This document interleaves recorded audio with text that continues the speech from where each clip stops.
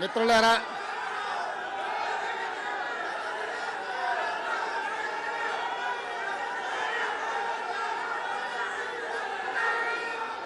ప్రజాపాలన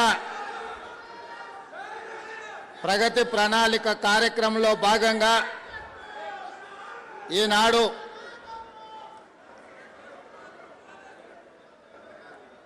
Malkajgiri municipal corporation తరఫున ఉప్పల్ శాసనసభ నియోజకవర్గానికి సంబంధించిన ప్రజాప్రతినిధులు, శాసనసభ్యులు బండారి లక్ష్మారెడ్డి గారు, అదేవిధంగా రజిత మరియు పరమేశ్వర్ రెడ్డి గారు ఈ కార్యక్రమాన్ని ఏర్పాటు చేసి నాతో పాటు రంగారెడ్డి జిల్లా ఇన్ఛార్జ్ మంత్రివర్యులు మిత్రులు దుద్దిల్ల శ్రీధర్ బాబు గారిని, మీ అందరికీ ఈ ప్రాంత ప్రజలకు ఎంతో చిరపరిచితులు వైద్య ఆరోగ్య శాఖ మంత్రివర్యులు పెద్దలు దామోదర్ రాజ నరసింహ గారిని, రాజ్యసభ సభ్యులు వేం నరేందర్ రెడ్డి గారిని, మరో రాజ్యసభ సభ్యులు అనిల్ కుమార్ యాదవ్ గారిని, భువనగిరి పార్లమెంట్ సభ్యులు చామల కిరణ్ రెడ్డి గారిని, శాసనమండలి సభ్యులు అద్దంకి దయాకర్ గారిని, అదేవిధంగా హైదరాబాదు రంగారెడ్డి జిల్లాలో సుదీర్ఘకాలం ప్రజాప్రతినిధిగా పనిచేస్తున్న పెద్దలు మల్రెడ్డి రంగారెడ్డి గారిని, అదేవిధంగా సికింద్రాబాద్ కంటోన్మెంట్ శాసనసభ్యులు యువమిత్రులు గణేష్ గారిని, అదేవిధంగా మాజీ శాసనసభ్యులు మిత్రులు మైనంపల్లి హనుమంతరావు గారిని, మరో మాజీ శాసనసభ్యులు మేడ్చల్ నియోజకవర్గ బాధ్యులు సుధీర్ రెడ్డి గారిని, అదేవిధంగా హరివర్ధన్ రెడ్డి గారిని, అదేవిధంగా మిత్రులు ఈ ప్రాంతంలో ఉప్పల్ బగాయత్ ప్రాంతంలో మున్సిపల్లో వివిధ బాధ్యతలు నిర్వహించిన మిత్రులు వజ్రేష్ యాదవ్ గారిని, అజయ్ కుమార్ను, మల్రెడ్డి రామరెడ్డి గారిని, వివిధ కార్పొరేషన్లకు సంబంధించిన చైర్మన్లను, ప్రజాప్రతినిధులను, మున్సిపల్ మరియు వైద్య ఆరోగ్య శాఖకు సంబంధించిన ఉన్నతాధికారులను, పోలీస్ సిబ్బంది అందరికీ కూడా ఈ సందర్భంగా అభినందనలు తెలియజేస్తున్నా. ముఖ్యంగా ఇంత మంచి కార్యక్రమాన్ని ఏర్పాటు చేసి క్రమశిక్షణతో మా ఆడబిడ్డలందరూ వేలాదిగా వచ్చి ఆశీర్వదించి ఈరోజు ఇక్కడ కూర్చున్నందుకు మా సోదరిమణులకు అందరికీ ఈరోజు మనస్ఫూర్తిగా ధన్యవాదాలు తెలియజేస్తున్నా. అదేవిధంగా మా అధికారులకు ఒక సూచన చేయదలుచుకున్నా. ఎప్పుడు నా కార్యక్రమాన్ని ఏర్పాటు చేసినా నా కుడి వైపున ఇక్కడి నుంచి అక్కడి వరకు ఆడబిడ్డలకు కుర్చీలు వేసిన తర్వాతనే ఎడమ వైపున మా యువ సోదరులకు కుర్చీలు వేయండి. ఈరోజు వేలాది మంది వచ్చింది మా ఆడబిడ్డలు.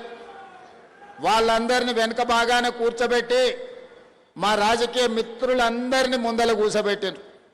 నేను మా అధికారులకు సూచన చేస్తున్నా, నేను ఏ కార్యక్రమం తీసుకున్నా మహిళలు ఆడబిడ్డల ఆశీర్వాదంతోనే ఈరోజు ఇంత స్థాయికి జిల్లా పరిషత్ మెంబర్ నుంచి ఈరోజు ముఖ్యమంత్రి స్థాయికి ఎదిగినా అంటే ఆడబిడ్డలు నిండు మనసుతోనే ఆశీర్వదించారు. కాబట్టి నేను ఈ స్థాయికి వచ్చిన అధికారులందరికీ నేను సూచన చేస్తున్నా, సూచన కాదు ఆదేశాలు ఇస్తున్నా. నేను నిలబడి మాట్లాడే వేదికలో నా కుడి వైపున మొత్తం మహిళలే కనిపించాలి. మహిళలు కూర్చున్న తర్వాత వాళ్ళ వెనకాల ఇతరులను కూర్చోబెట్టండి, ఎడమ వైపున మా పురుషులను కూర్చోబెట్టాల్సిందిగా నేను ఆదేశాలు ఇస్తున్నా. అదేవిధంగా మిత్రులారా, మీకందరికీ తెలుసు 2018 శాసనసభ ఎన్నికల్లో కొడంగల్లో జరిగిన గందరగోళం, ఆ ఎన్నికల్లో వచ్చిన ఫలితాలు, శాసనసభ్యుడిగా ఓటమి చెంది రాజకీయంగా గట్టి ఎదురుదెబ్బ తగిలిన సందర్భంలో 4 నెలలు తిరిగే లోపల పార్టీ ఆదేశించి మల్కాజ్గిరి పార్లమెంటు నియోజకవర్గం నుంచి ఎన్నికల బరిలో దించారు. ఆనాడు ఇక్కడ పని చేయడానికి కానీ జెండా పట్టుకోవడానికి కానీ కష్టమైన పరిస్థితులు ఉన్నప్పుడు ఈ ప్రాంతానికి వచ్చి దేశంలోనే అతిపెద్ద పార్లమెంటు నియోజకవర్గమైన మల్కాజ్గిరిలో నామినేషన్ వేస్తే దాదాపుగా 3000 పైచిలకు పోలింగ్ బూతులు ఉంటే తిరగడానికి సమయం లేదు. వాస్తవంగా మన మల్కాజ్గిరి పార్లమెంట్ నియోజకవర్గం ఎంత పెద్దగా ఉందంటే ఎంపీగా 5 సంవత్సరాలు మొత్తం తిరిగినా సరిపోనంత విశాలంగా విస్తరించి ఉన్నది. వివిధ జిల్లాలు, వివిధ రాష్ట్రాలు, వివిధ దేశాల నుంచి ఇక్కడ ఉద్యోగ ఉపాధి అవకాశాల కోసం వచ్చి అన్ని రకాల ప్రజలు, అన్ని రకాల ప్రాంతాల వాళ్ళు, భాషలు, ఎన్నో ఆచారాలు ఉన్న ప్రాంతం ఇది. మల్కాజ్గిరి పార్లమెంట్ నియోజకవర్గం అంటే ఒక మినీ భారతదేశం. అలాంటి మినీ భారతదేశంలో పార్లమెంట్ ఎన్నికల్లో పోటీ చేసినప్పుడు 14 రోజుల్లోనే మీరందరూ ఆశీర్వదించి కింద పడిపోయిన నన్ను మళ్ళీ బలంగా నిలబెట్టి పార్లమెంటుకు పంపించిండ్రు. కాబట్టి పార్లమెంటు సభ్యుడిగా అక్కడ నేను చేపట్టిన కార్యక్రమాలను గుర్తించి శ్రీమతి సోనియా గాంధీ గారు నన్ను పిసిసి అధ్యక్షుడిగా నియమించారు. అక్కడి నుంచి తిరిగి చూడకుండా కార్యకర్తల సహకారంతో తెలంగాణ నలుమూలల తిరిగి 4 కోట్ల ప్రజలకు నమ్మకం, విశ్వాసం, ఒక భరోసా కల్పిస్తే ఈనాడు ప్రజాప్రభుత్వం ఏర్పడ్డది. ఈ ప్రజాప్రభుత్వం ఏర్పడడానికి నేను ఇక్కడికి రావడానికి మలిదశ రాజకీయంగా అండగా నిలబడ్డ ప్రాంతం మల్కాజ్గిరి పార్లమెంటు నియోజకవర్గ ప్రాంతం. అందులో ఉప్పల్ ప్రాంతానికి ప్రత్యేకమైన స్థానం ఉంది. ఆనాడు మహిళా సంఘాలతో ఇక్కడికి వచ్చినప్పుడు ఒక్క పైసా ఆశించకుండా, ఒక్క హామీ తీసుకోకుండా ఆడబిడ్డలందరూ అన్నా మేమే ఇల్లు తిరిగి బొట్టు పెట్టి నీ తరఫున ఓటు అడుగుతాం, నిన్ను గెలిపిస్తాం, నువ్వు గెలిచిన తర్వాత మా ప్రాంత అభివృద్ధి కోసం మాకు సహకరించమని ఆనాడు ఆడబిడ్డలు నన్ను అడిగాను. కానీ 5 సంవత్సరాలు ప్రజా సమస్యల మీద కొట్లాడుతూ రాష్ట్రం నలుమూలలు తిరుగుతూ ఆనాటి ప్రభుత్వం సహకారం సంపూర్ణంగా అందకపోవడం వల్ల ఈ మల్కాజ్గిరి పార్లమెంట్ నియోజకవర్గంలో మరి ముఖ్యంగా ఉప్పల్, మల్కాజ్గిరి ఈ ప్రాంతాలలో మీరు ఆశించిన మేరకు నేను ఆనాడు అభివృద్ధి చేయలేకపోయినా. కానీ కాలం గిర్రున తిరిగి 5 సంవత్సరాలు తిరిగే లోపలనే ఈ రాష్ట్ర ముఖ్యమంత్రిగా మీ ఆశీర్వాదంతో ఈరోజు బాధ్యత చేపట్టిన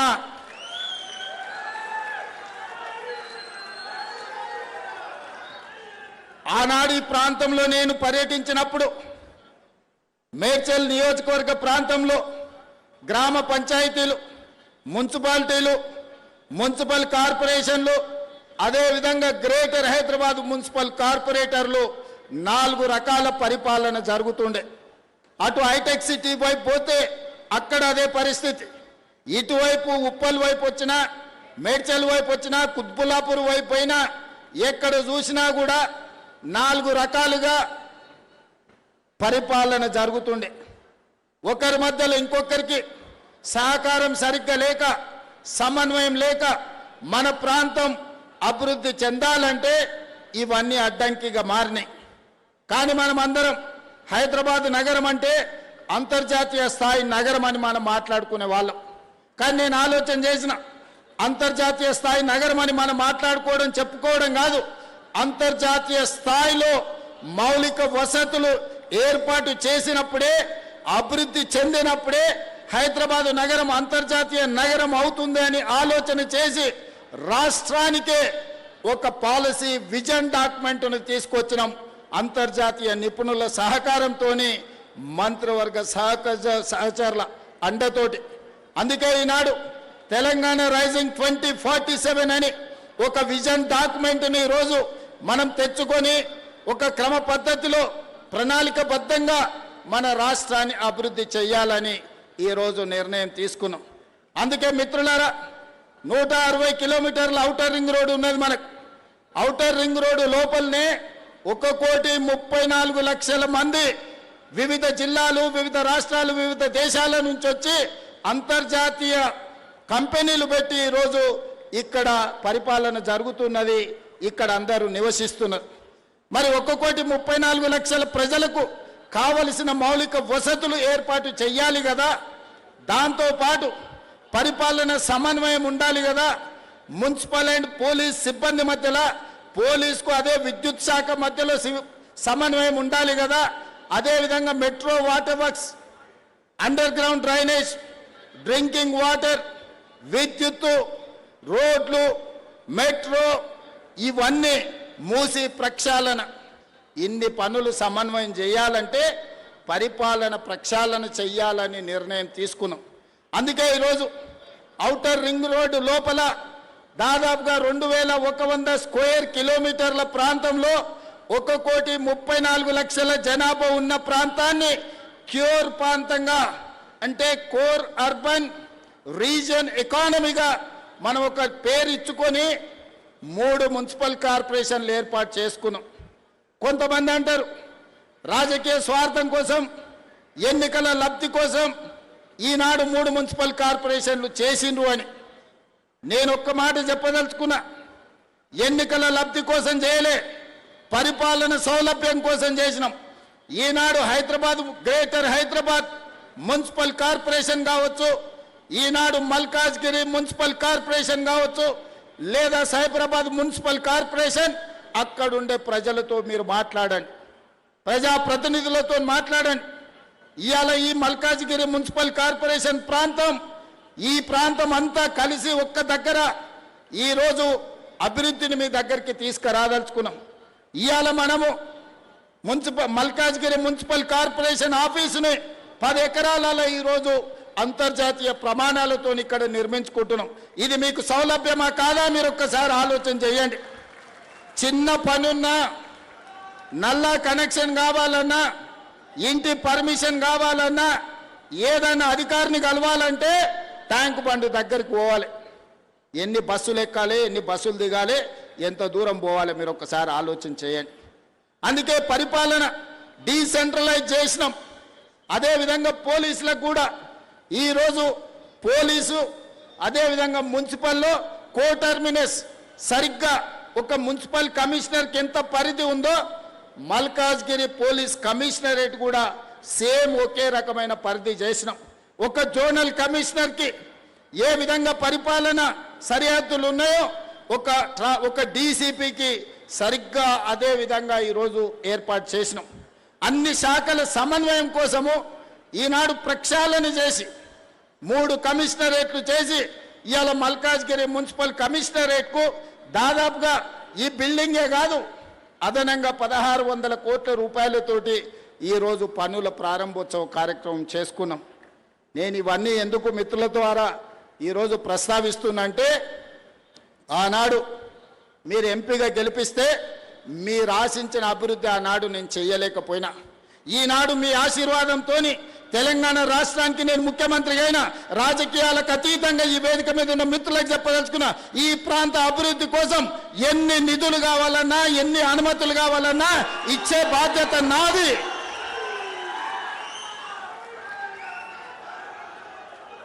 రోడ్లైనా, తాగనికి నీళ్ళైనా, మీ చెరువుల పునరుద్ధరణ సుందరీకరణ అయినా, మీకు ఏమి కావాలన్నా, మీ మెట్రో విస్తరణ కావాలన్నా, మీకు ఏం కావాలన్నా నేను చేయడానికి మీ సోదరుడిగా నేను సిద్ధంగా ఉన్నా.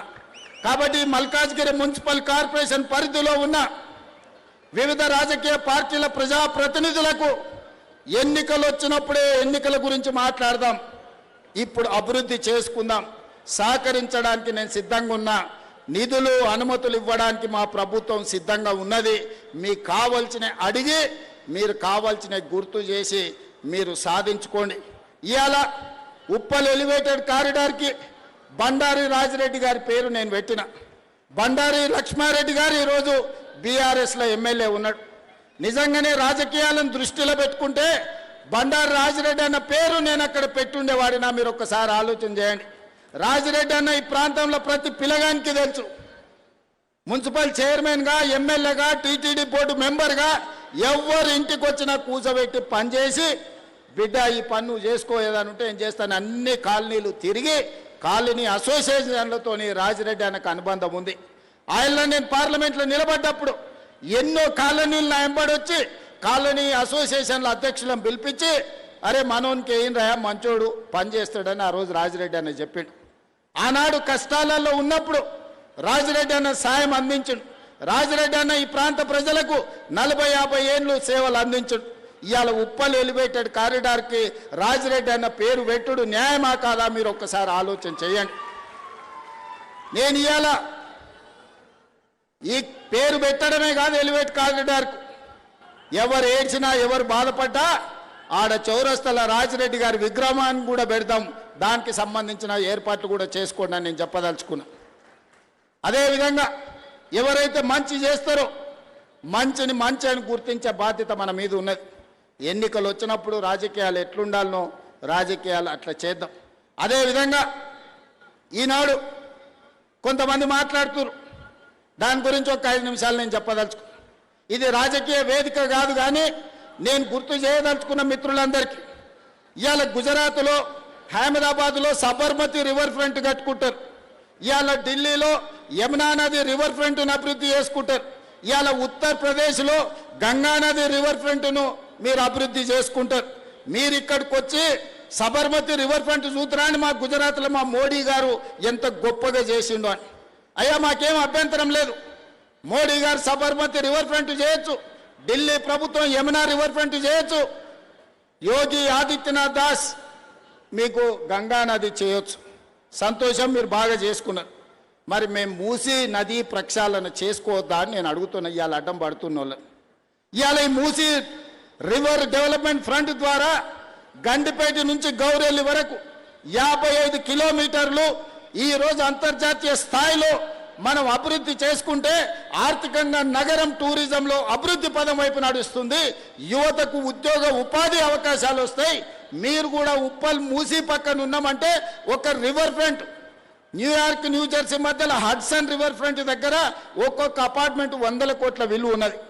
ఇవాళ మురికున్నందుకే ఈ భూమిలో విలువ లేదు కదా, ఇవాళ మురికున్నందుకే ఇక్కడ ప్రజలు నివసిస్తలేరు కదా. ఇవాళ ఈ మురికి నల్గొండ జిల్లా ప్రజలకు ఈరోజు కాలుష్యమై కాటేస్తుంటే నల్గొండ ప్రజల పట్ల కనికరం చూపించాల్సిన బాధ్యత ఈ ప్రభుత్వానికి లేదా? నల్గొండ జిల్లాలో ఆలేరు భువనగిరి ఆ ప్రాంతానికి వెళ్తే కొత్తగా పెళ్లిళ్ళైన ఆడపిల్లల్ని మగపిల్లల్ని ఊరు నుంచి పట్టణానికి పంపిస్తారు. ఇక్కడ ఉంటే ప్రెగ్నెన్సీ ప్రాబ్లం ఉన్నది, కలుషితమైన నీళ్లు తాగినా ఇక్కడ పండించిన పంట తిన్నా కడుపు కోతకు గురవుతారని చెప్పి ఈరోజు అక్కడ ఉండే తల్లులు తమ బిడ్డల్ని పట్నం పంపిస్తారు. అంత దుర్భరమైన పరిస్థితి.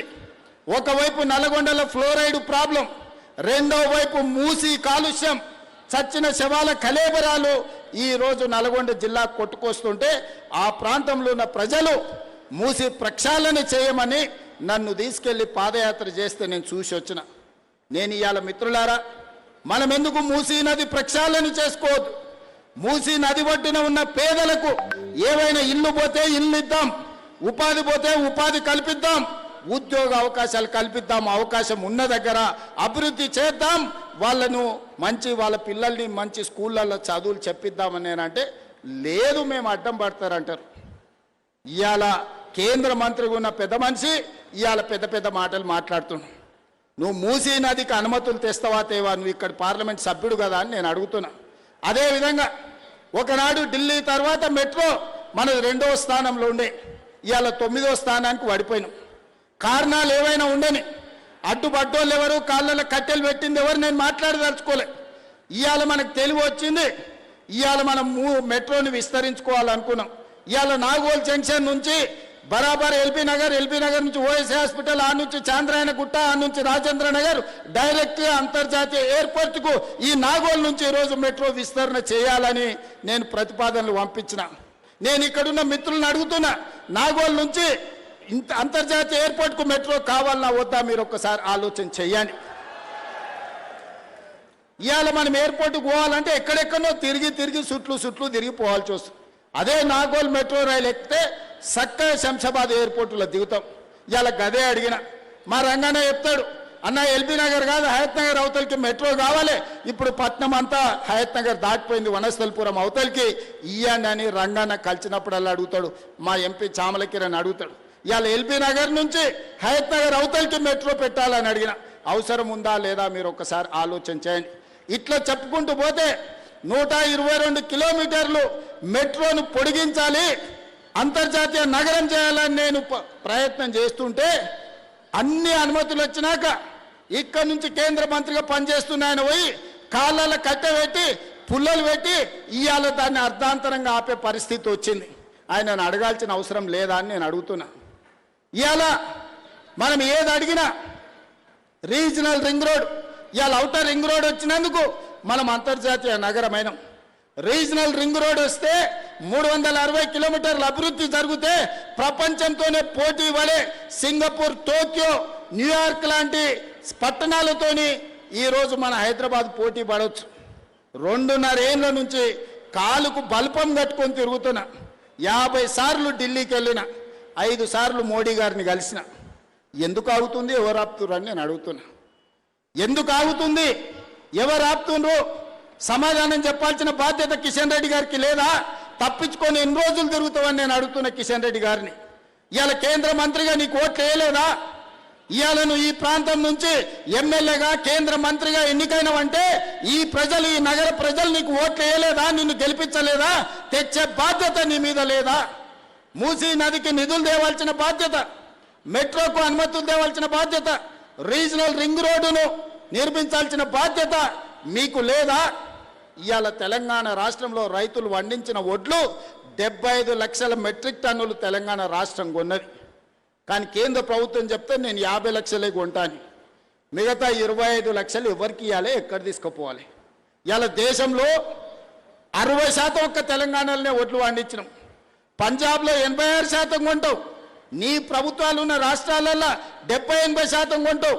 తెలంగాణలో వండించినేమో సగానికి సగం తక్కువ కొంటున్నావు. ఈ బాధ్యత కిషన్ రెడ్డి గారికి లేదా?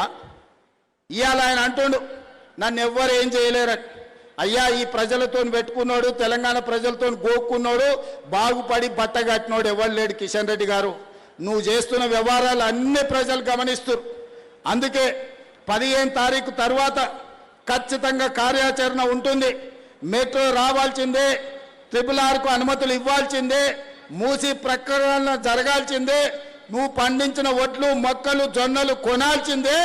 ఈ అన్నిటికీ నువ్వు సహకరించకపోతే బరాబర్ నీ సంగతి చెప్తాం. మళ్ళోసారి నేను చెప్పదలుచుకున్నా వారికి. వారు అంటారు నేను పుట్టింది ఇంట్లోనే, నేను చచ్చేది ఇంట్లోనే. కరెక్టే, నువ్వు అందులోనే ఉంటావు, చీకట్లో యువతలతో సహకారం తీసుకుంటావు. నువ్వు నీ పార్టీకి ఎప్పుడైనా పనిచేసినావు, నీ కార్యకర్తలే చెప్తారు సార్ మా సార్ బీజేపీలో ఉంటాడు కానీ మొత్తం బీఆర్ఎస్ వాళ్ళతోనే మాట్లాడుతుంటాడు, కేటీఆర్ చెప్పినట్టే వింటాడు మా సార్ అని నీ సొంత పార్టీ వాళ్ళు చెప్తారు. నీకు పార్టీ మారే అవసరమే ఉంది నాయన, ఉన్న దాంట్లో ఉంటావు, పక్క దాంట్లో తింటావు. దొంగది కాదు, దొడ్లకు రాదని వెనకటికి ఎవడో చెప్పిండు. గట్లనే ఉంది నీ కథ. అందుకే ఉపన్యాసాలు ఆపు కిషన్ రెడ్డి గారు. నువ్వు అభివృద్ధి కోసం తెలంగాణకు అనుమతులు, నిధులు అన్నప్పుడల్లా నేను కలిసి వస్తా అంటే నన్ను తీసుకుపోడు. అంత సీక్రెట్ ఏముంది? మీ మంత్రులే కదా కట్టర్, అశ్విని వైష్ణవ్ మీ మంత్రే కదా. ఏ మంత్రి అయినా మీ కేంద్ర మంత్రికి నేను కూడా నీతో పాటు వస్తా అని చెప్పిన. ఒక్కరోజన్నా నన్ను ఎంబడి తీసుకెళ్ళిండా? ఈరోజు గోదావరి జలాలను అనుమతి తెచ్చుకోవడానికి, తుమ్మిడిఎట్టి దగ్గర ప్రాజెక్టు ప్రాణహిత చేవెళ్ళ కట్టుకోవడానికి మహారాష్ట్ర ముఖ్యమంత్రి తప్పించుకొని తిరుగుతుండు. ఏందే అని కనుక్కుంటే కిషన్ రెడ్డి గారు నువ్వు అనుమతులు ఇవ్వద్దని చెప్పిండని వాళ్ళ ఆఫీస్ నుంచి సమాచారం. ఇదెక్కడి బుద్ధయ్యా? తెచ్చుకో, తీసుకురా ఇవన్నీ. తుమ్మిడిఎట్టి అనుమతి, మెట్రో అనుమతి తీసుకురా, రీజనల్ రింగ్ రోడ్డు తీసుకురా, మూసి ప్రక్షాళనకు నిధులు తీసుకురా, ఒట్లని కొను. నిన్నే ఎల్పీ స్టేడియంలో 1,00,000 మందిని పిలిచి పెద్ద ఎత్తున శాల్వ కప్పి గంట పెండారం తొడుగుతాం నీకే. మేమందరం కలిసి, మా కార్యకర్తలు అందరూ కలిసి తెలంగాణకు సహకారం అందించు కిషన్ రెడ్డి గారు. చీకట్ల వాళ్ళతో గూడి పుటాని చేయకు. ప్రజలేమో అమాయకులు కాదు. ఓసారి అంబర్పేటలో చూపించారు 2014లో కాలేరు వెంకటేశ్వర్ ఏం చేసిండు ఆ రోజు 18లో నువ్వు గిట్లనే చేస్తే. అందుకే ఈనాడు నేను బీజేపీ మిత్రులకు బీఆర్ఎస్ మిత్రులకు నేను ఒకటే మాట చెప్పదలుచుకున్నా, ఇప్పుడు ఎన్నికలు లేవు, ఎన్నికలు వచ్చినప్పుడు 6 నెలలు రాజకీయాలు చేద్దాం. ఈ 2 ఏళ్ళు రాత్రి పగళ్ళు పనిచేద్దాం, కష్టపడదాం, మన నగరాన్ని అభివృద్ధి చేసుకుందాం. 100% నేను అండగా నిలబడతా. నా దగ్గరికి ఏ ఎమ్మెల్యే వచ్చినా అండ్లున్నా ఇండ్లున్నా మనతోనున్నా ఎవరికైనా పనులు చేపించే బాధ్యత నాది. వాళ్ళని ప్రజలు ఎమ్మెల్యేలుగా గెలిపించారు, నన్ను ముఖ్యమంత్రిగా గెలిపించారు. ఎవరైనా ప్రజా సమస్యల మీద వస్తే పని చేయడం నా బాధ్యత, ప్రాంతాన్ని అభివృద్ధి చేయడం నా బాధ్యత. అందుకే ఈనాడు రాజకీయాలకు అతీతంగా మన మహానగరాన్ని అభివృద్ధి చేసుకుందాం. ఈ మల్కాజ్గిరి మున్సిపల్ కార్పొరేషన్ పరిధిలో ఉన్న శాసనసభ్యులందరికీ, ప్రజాప్రతినిధులందరికీ నా విజ్ఞప్తి, మా రజితమ్మ మాజీ కార్పొరేటర్ కూడా నేను ఈరోజు చెప్పదలుచుకున్నా. తను మున్సిపల్లో కార్పొరేటర్గా చాలా బ్రహ్మాండంగా పనిచేసింది, ఈ ప్రాంతానికి అత్యధికంగా నిధులు తీసుకొచ్చింది, సమస్యలని అక్కడ ప్రస్తావించింది. అందుకే ఈరోజు మహిళల్ని ప్రోత్సహించే విషయంలో ఈ ప్రభుత్వం వెనక్కి పోదు. 100% మహిళల్ని ప్రోత్సహిస్తుంది. మంచి పనులు చేసుకోండి. ఈ మంచి పనులల్లా రాజకీయాలు పక్కన పెట్టి ఒకరినొకరు సహకరించుకోండి. మళ్ళొక్కసారి మాట ఇస్తున్నా, మల్కాజ్గిరి పార్లమెంట్ నియోజకవర్గ పరిధిలో ఆనాడు నేను మీరు ఆశించిన మేరకు న్యాయం చేయలేకపోయినా ఈనాడు మీకు మాట ఇస్తున్నా, ఈ పార్లమెంట్లో ఉన్న 7 నియోజకవర్గాలల్లా కంటోన్మెంట్ ఎలివేటెడ్ కారిడార్ నుంచి రోడ్ల వరకు, మల్కాజ్గిరి వరకు, శామీర్పేట వరకు మెట్రో విస్తరణ పనులతో సహా ప్రతి పనిని చేసే బాధ్యత నాది. నాతోని పని చేయించుకోండి. మీ అందరి సహకారంతో ఈ పనులన్నీ కూడా చేస్తానని తెలియజేస్తూ, చివరగా ఇంత దూరం వచ్చి మరి ఏమీ చెప్పకపోతే మీరు కూడా అనుకుంటారు. అందుకే మూసి గండిపేట నుంచి గాంధీ సరోవర్ వరకు ఫేజ్ 1 మొదటి విడతగా పనిచేస్తున్నాం. 2వ విడత నాగోల్ నుంచి గౌరెల్లి వరకు ఫేజ్ 2లో ఈ 100 రోజుల్లోనే ఈ మూసి ప్రక్షాళన పనులను ప్రారంభిస్తాం. అందుకే వేదిక మీద ఉన్న సుధీర్ అన్న మిగతా అందరికీ విజ్ఞప్తి, ఈ ఏరియాలో ల్యాండ్ పూల్కి సంబంధించి సమస్యలను అన్నిటిని పరిష్కరించండి. ఫేజ్ 2 నాగోల్ నుంచి గౌరెల్లి వరకు మూసి ప్రక్షాళన మీద, ఎలివేటెడ్ కారిడార్ల మీద, వనస్థలిపురం నుంచి ఇక్కడి నుంచి వరంగల్ రోడ్డుకు ఈ ప్రాంతాన్ని అంతా అభివృద్ధి చేసే బాధ్యత తీసుకుంటాం. అధికారులకు కూడా, మూసి అధికారులకు కూడా ఆదేశాలు ఇస్తున్నా, 100 రోజుల్లో ఈ ప్రాంతం ఫేజ్ 2 మూసి ప్రక్షాళన పనులు జరగాలి. పూర్తి స్థాయిలో అంచనాలు వేయండి. పనులను అన్నిటినీ ప్రభుత్వ అనుమతులు తీసుకోండి. ఈ ప్రాంతానికి నేను చేయగలిగిన సేవ ఇదే. ఈ ప్రాంతాన్ని మూసిని ప్రక్షాళన చేసి ఈ ప్రాంతంలో ఉండే మౌలిక వసతులను ఈరోజు అనుమతులు అన్నిటినీ ఇస్తాం. అదేవిధంగా ఎమ్మెల్యే గారు కొన్ని అభివృద్ధి కార్యక్రమాల కోసం అంశాలు ప్రస్తావించండు. మున్సిపల్ కమిషనర్ గారికి ఆదేశాలు ఇస్తున్నా, వాటన్నిటిని ఒకసారి క్షేత్రస్థాయిలో పర్యటన చేసి వాటన్నిటిని పరిశీలించి ప్రభుత్వానికి నివేదిక ఇవ్వండి. మీకు అవసరమైన అన్ని అనుమతులు, నిధులు ఇచ్చే బాధ్యత నాది అని తెలియజేస్తూ మీ అందరి దగ్గర సెలవు తీసుకుంటున్న. ధన్యవాదాలు మిత్రులారా.